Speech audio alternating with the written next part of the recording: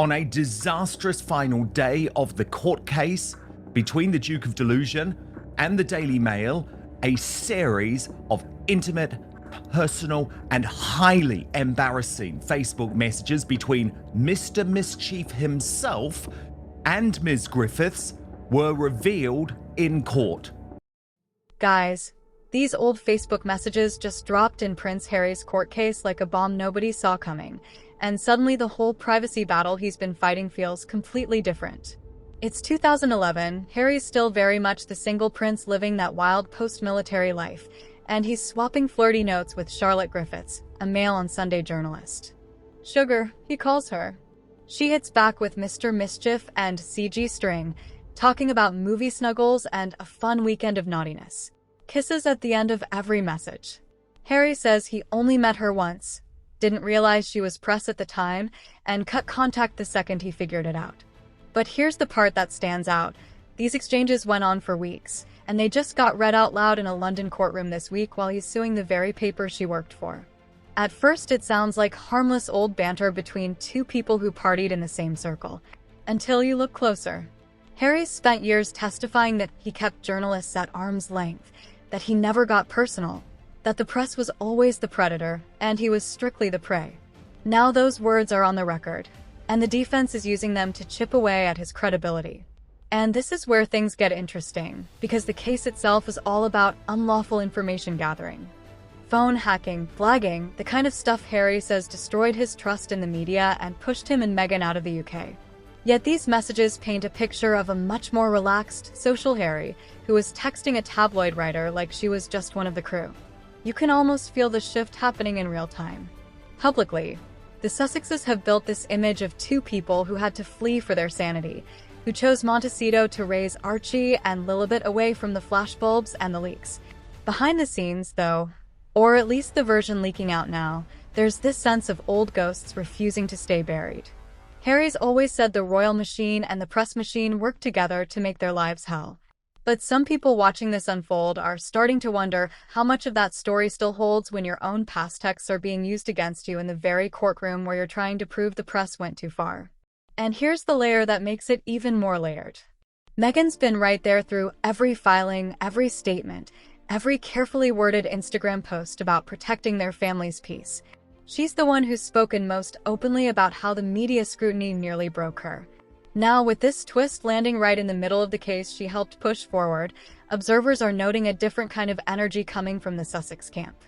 Instead of letting the messages just sit there as ancient history, there's this visible effort to reframe the conversation, focusing less on what Harry wrote and more on why these particular exchanges are being weaponized now. Some commentators are already calling it a classic countermove. Question the messenger, question the timing, keep the spotlight moving. But here's what's really sticking with a lot of people. This isn't just about one set of flirty texts from 15 years ago. It's about the gap between the image they've fought so hard to control and the messy human reality that keeps slipping through. Harry's always come across as the raw, emotional one, the guy who wrote Spare like an open wound. Meghan's the strategist, the one who understands narrative and branding in a way the old palace never did. Together they've turned stepping back into its own empire. Netflix deals, Spotify chapters, the Invictus platform, the Montecito compound that screams new chapter. Yet every time a story like this surfaces, it drags them back into the very royal media vortex they say they escaped. At first you think, okay, it's just old news resurfacing at the worst possible moment for the court case. Until you look closer at the emotional undercurrents. There's this quiet pressure you can sense, the weight of having to be perfect victims in the public eye while also being real people with complicated pasts. Royal watchers have been whispering for years about the distance between Harry and the rest of the family, about how every legal win or loss gets read as another round in that private war.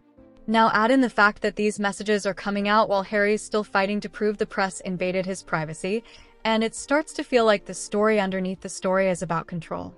Who gets to define the narrative? Who decides which parts of the past stay buried?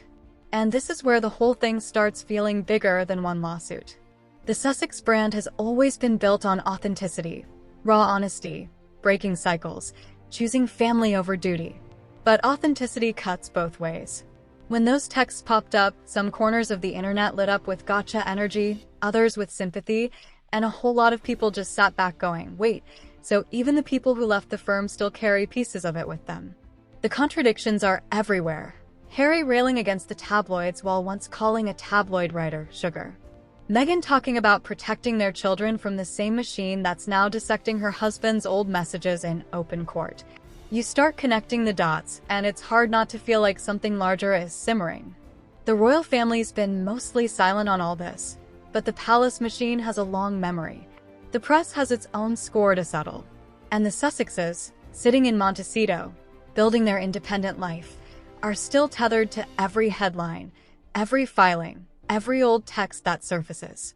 It's like they're trying to write the next chapter while the previous ones keep getting leaked into the present. Some are already saying this could quietly torpedo the case's momentum. Others insist it changes nothing because the core allegations of unlawful snooping are still on the table. But the real tension isn't even the legal outcome anymore. It's the emotional one. The sense that no matter how far they go, how carefully they curate the image, the past has a way of showing up uninvited and forcing everyone to look again. So where does this leave them? Still fighting for privacy in public, still shaping their story while the world picks apart every detail. The messages are out there now. The questions are louder than ever. And whatever happens in that courtroom next, one thing feels certain.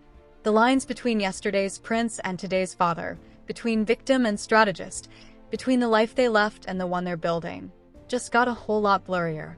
The only thing left to wonder is how they rewrite the script from here.